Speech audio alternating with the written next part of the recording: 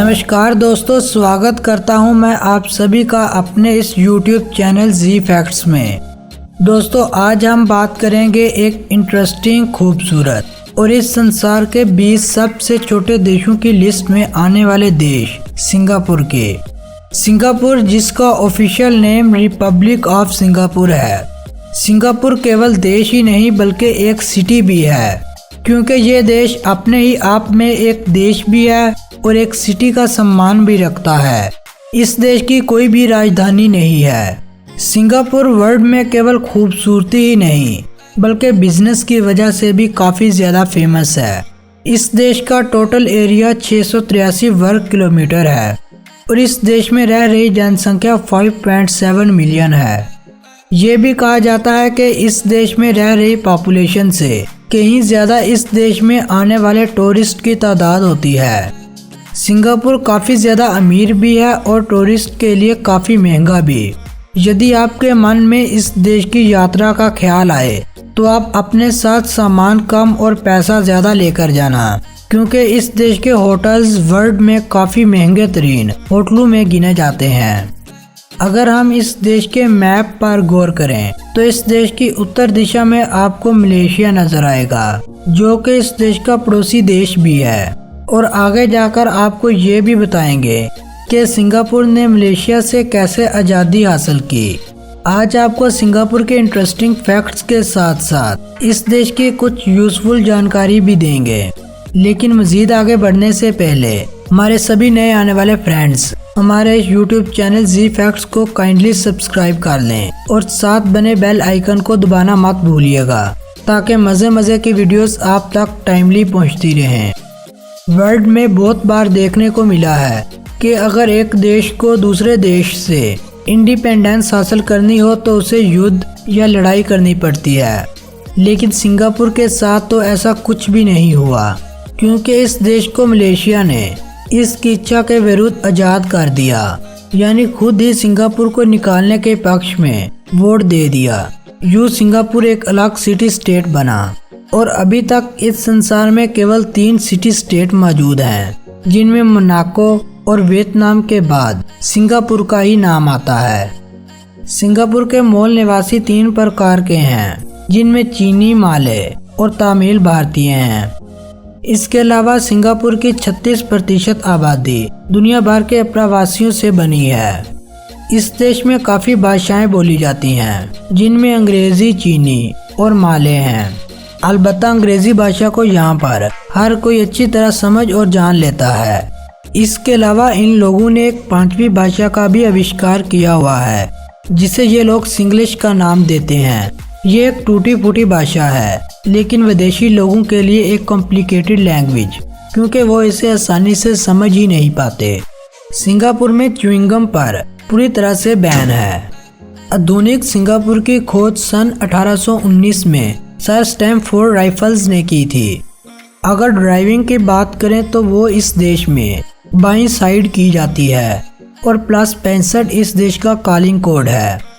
इस देश में इस्तेमाल होने वाली करेंसी सिंगापुर डॉलर है और इस देश का $1 भारतीय 54 रुपीस के बराबर है।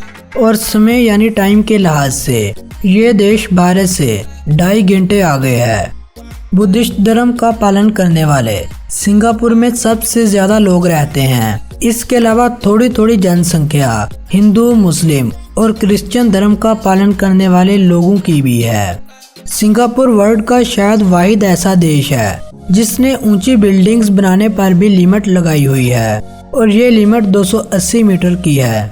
और केवल एक बिल्डिंग इस देश में ऐसी है जो 280 मीटर से सिर्फ 10 मीटर ऊंची है, और वो है तंजोंग पागर सेंटर, जो कि 2016 में खोला गया था। और इसे सिर्फ 10 मीटर ऊंचा करने के लिए सरकार से एक विशेष अनुमति लेना पड़ी थी। इस देश का एक इंटरेस्टिंग फैक्ट ये भी है कि पूरे दक्षिण पूर्व एशिया में आपको सिंगापुर में याकुलत की बोतलों का सबसे बड़ा साइज देखने को मिलेगा। सिंगापुर के लोगों का शुमार दुनिया में सबसे तेज पैदल चलने वाले लोगों में होता है, जो लगभग 6 किलोमीटर प्रति घंटा की रफ्तार से चल सकते हैं। दुनिया में केवल 5 आधिकारिक टिनटिन शॉप्स हैं, जिनमें से एक सिंगापुर के चाइना टाउन में है, बाकी 4 शॉप्स जापान और यूरोप में हैं। 260 से अधिक फूड स्टॉल के साथ China town complex food centre पूरे सिंगापुर में सबसे बड़ा हॉकर सेंटर है। वर्ल्ड बैंक के द्वारा न्यूजीलैंड के बाद अगर कोई बिजनेस करने की जगह है तो वो है सिंगापुर। आप सिंगापुर के नेशनल एंथम को 1000 सिंगापुर डॉलर के नोट के पीछे देख सकते हैं, जो माइक्रो टेक्स्ट में लिखा हुआ आपको मिलेगा। अगर आप मूवीज का आनंद लेना चाहते हैं तो आप चंगी एयरपोर्ट में बैठकर प्री स्क्रीनिंग मूवीज का आनंद ले सकते हैं। अगर आप 2D मूवीज देखना चाहते हैं तो टर्मिनल 2 और 3 में बैठें, और यदि आपका मन 4D मूवीज देखने का है तो आप टर्मिनल 4 पर बैठें। और यही वो एयरपोर्ट है जिसे 2016 में 4 टाइम वर्ल्ड बेस्ट एयरपोर्ट का सम्मान भी मिल चुका है। एक हकीकत से जुड़ी बात ये भी है कि केवल 7 वर्ष की एज में GCEO लेवल केमिस्ट्री का पेपर पास करने वाला लड़का भी सिंगापुर से ही बिलोंग करता था। सिंगापुर सफाई के मामले में बिल्कुल सऊदी अरब की तरह है, लेकिन इस देश में सऊदी अरब की तरह इतने ज़्यादा सख्त कानून नहीं हैं। यदि आप सिंगापुर में पब्लिक टॉयलेट का उपयोग करने के बाद इसे फ्लश नहीं करते तो आप पर सख्त कार्रवाई हो सकती है। यहाँ पर भारी भरकम जुर्माना भी पड़ सकता है। सिंगापुर में वर्ल्ड का सबसे ऊंचा इंडोर वाटर है, जो कि गार्डन बे में स्थित है, और ये 35 मीटर की ऊंचाई पर है। दुनिया भर में बढ़ती हुई हिप्पी संस्कृति के डर से सिंगापुर की सरकार ने सन 1970 में पुरुषों के लिए लंबे बालों पर प्रतिबंध लगा दिया। सिंगापुर वर्ल्ड का 5वां सबसे कम करप्ट देश है। 7 नवंबर को सिंगापुर में नेशनल ट्री प्लांटिंग डे के रूप में मनाया जाता है, जहां बिजनेसमैन से लेकर कॉमन आदमी तक हर कोई पेड़ लगाता है, और कुछ लोग तो इन पेड़ों को अपने जन्मदिन या शादी के लिए तोहफे के रूप में भी अपनाते हैं। कैनिंग आज भी सिंगापुर में इस्तेमाल होने वाली पनिशमेंट का कानूनी रूप है। 165 मीटर की ऊंचाई के साथ सिंगापुर व्हील वर्ल्ड में दूसरे नंबर पर आता है, और ये व्हील केवल 2 मीटर की वजह से अपना फर्स्ट रैंक खो बैठा। सिंगापुर हाई स्कूल की पढ़ाई पूरी करने के बाद सभी पुरुषों के लिए मिलिट्री सर्विस लाजमी है। सिंगापुर में हर 6 लोगों में से एक के पास 1 मिलियन यानी 10 लाख अमेरिकी डॉलर या इससे अधिक की संपत्ति है, जो दुनिया में किसी भी दूसरे अफराद से ज्यादा है। वर्ल्ड में सबसे हाईएस्ट होम ऑनरशिप सिंगापुर में है, लगभग 92%, और इस देश की 80% आबादी आज सरकारी सब्सिडी वाले घरों में रह रही है। एक रिपोर्ट के अनुसार सिंगापुर दुनिया में 5वां सबसे बड़ा हथियार इंपोर्टर है। आपने तो जू केवल दिन में ही खुले देखे होंगे, लेकिन सिंगापुर में बनाया गया नाइट सफारी जू दुनिया का पहला नाइट जू है, जहां आप रात को भी जा सकते हैं। सिंगापुर का सबसे ऊंचा नेचुरल पॉइंट बकीत तीमा हिल है, जिसकी ऊंचाई सिर्फ और सिर्फ 164 मीटर की है। सिंगापुर में वर्ल्ड का सबसे बड़ा गुंबद भी है, जिसका डायमीटर 312 मीटर का है, और इसकी बेल्टी इतनी ज्यादा है कि ये 55,000 दर्शकों को धूप और बारिश से बचाने के लिए आसानी से जगह दे सकता है। सिंगापुर में हर रोज 2 नए रेस्टोरेंट खुलते हैं। सिंगापुर के नागरिकों को चीन, दक्षिण कोरिया, उत्तर कोरिया या फिर US यानी अमेरिका जाने के लिए किसी किस्म के वीजे की आवश्यकता नहीं होती। सिंगापुर में कूड़ा करकट को फेंकना एक बहुत बड़ा अपराध है।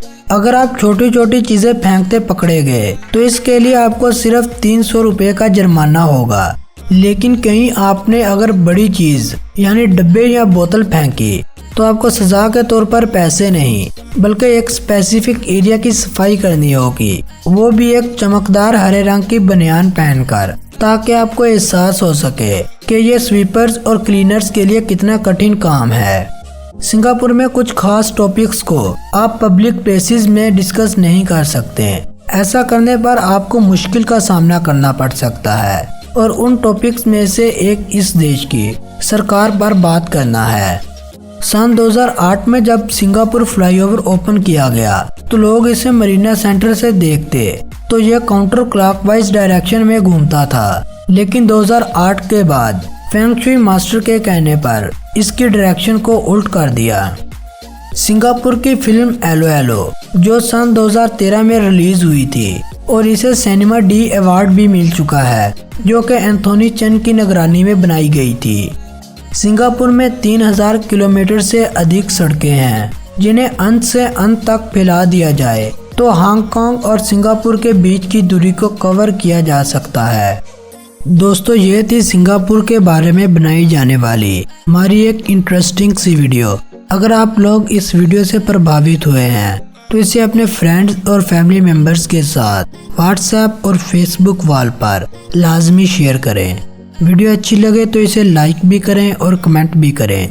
और अगर आप लोग किसी और देश या शहर की वीडियो देखना चाहते हैं तो नीचे कमेंट बॉक्स में अपनी राय का जरूर इजहार करें। हम जल्द से जल्द वो वीडियो बनाकर आपके साथ शेयर करेंगे। इसी के साथ मुझे अनुमति दें। आपसे मुलाकात होगी बहुत जल्द एक नए देश, एक नए शहर की वीडियो के साथ। तब तक के लिए हमारे साथ बने रहिए।